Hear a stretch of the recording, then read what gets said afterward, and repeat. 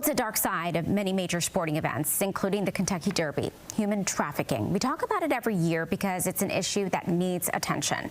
There are two types of trafficking. That's labor and sex trafficking. Around big events like Derby, we tend to see more sex trafficking. While there is no one single indicator, there are several signs to watch out for. Things like people who look out of place, who are unable to identify where they are, like the city or the state, where they're staying, or those who have no identification or personal possessions, people who can't go to the bathroom by themselves. So today on Wave Now, I spoke to Dr. Naomi Warnick with Norton Children's Emergency Medicine. She adds that human trafficking doesn't always look like what we see in the movies, with a van kidnapping a child crossing state lines.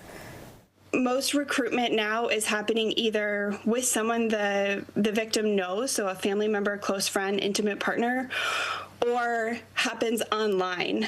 With the COVID-19 pandemic, we saw a big shift in recruitment methods from more in-person, which is maybe typically what people might think, to the use of social media, video games, and dating apps to try to recruit people into sexual exploitation and forced labor. And anyone with reasonable cause to believe a child is being abused or neglected has a legal duty to report it. You can do that anonymously by calling police or the Child and Adult Abuse Hotline at 877-KY-SAFE-1. For my full interview with Dr. Warnick, just go to Wave's social media pages.